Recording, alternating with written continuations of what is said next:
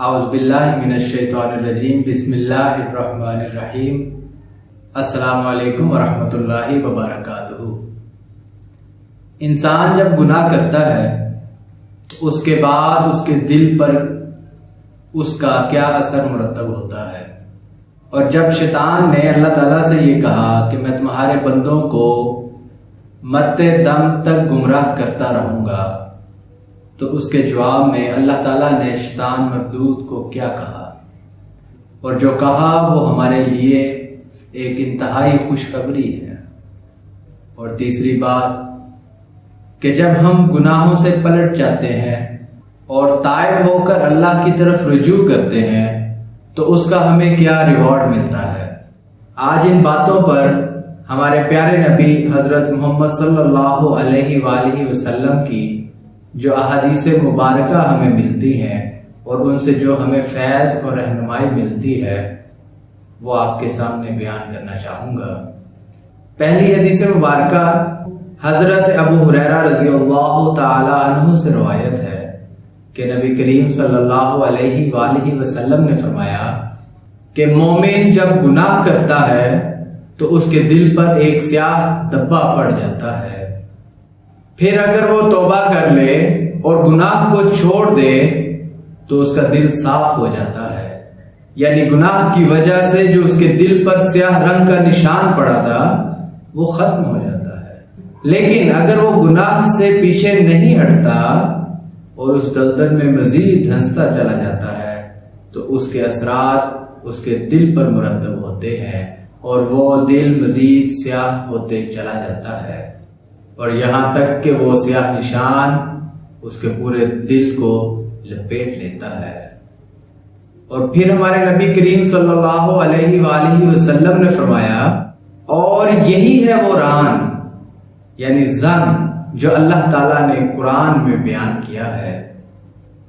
ران کا مطلب زنگ ہوتا ہے، تو نبی کریم صلی اللہ علیہ وآلہ وسلم نے مومنوں کو یہ بتایا کہ یہی ہے وہ ران، یعنی یہ جو سیاہ نشان ہے، اسی کے بارے میں اللہ تعالیٰ قرآن میں کہتا ہے کَلَّا بَلْ رَانَ عَلَىٰ قُلُوبِهِمْ مَا كَانُوا يَكْسِبُونَ، ہرگز نہیں بلکہ ان کے عملوں کی وجہ سے ان کے دلوں پر سیاہی چھا گئی ہے۔ دوسری حدیث مبارکہ حضرت ابو سعید خدری رضی اللہ تعالی عنہ سے مروی ہے کہ نبی کریم صلی اللہ علیہ وآلہ وسلم نے فرمایا شیطان نے بارگاہ الہی میں کہا اے اللہ مجھے تیری عزت کی قسم، میں تیرے بندوں کو جب تک ان کی روحیں ان کے جسموں میں ہیں گمراہ کرتا رہوں گا۔ اللہ تعالیٰ نے کیا جواب دیا؟ اللہ تعالیٰ نے فرمایا مجھے اپنی عزت اور جلال کی قسم، جب تک میرے بندے مجھ سے بخشش مانگتے رہیں گے میں انہیں بخشتا رہوں گا۔ اللہ تعالیٰ اور شیطان کی اس کنورسیشن کو دلوں میں بٹھائیے اور سوچئے اس بارے میں کہ اللہ تعالیٰ کی ذات کتنی رحیم ہے، وہ اپنے بندوں پر کتنا رحم کرنے والی ہے، وہ کتنا شفقت اور کتنی محبت کرنے والی ہے کہ جب شیطان نے بارگاہ الہی میں یہ کہا کہ تمہارے بندوں کی روحیں جب تک ان کی جسموں میں ہیں میں ان کو گمراہ کرتے رہوں گا، تو جواب میں اللہ تعالیٰ نے کہا کہ تم گمراہ کرتے رہنا، اگر وہ مجھ سے بخشش مانگتے رہے تو میں ان کو بخشتا رہوں گا۔ ہر دم استغفار کیجیے، اپنے گناہوں کی معافی مانگتے رہیے۔ آئیے اس کے انعامات نبی کریم صلی اللہ علیہ وآلہ وسلم کی حدیث جو حضرت عبداللہ بن عباس سے مروی ہے اس میں دیکھتے ہیں کہ نبی کریم صلی اللہ علیہ وآلہ وسلم نے کیا فرمایا۔ نبی کریم صلی اللہ علیہ وآلہ وسلم فرماتے ہیں جو شخص پابندی سے استغفار کرتا ہے، اب انعامات بھی سن لیجئے۔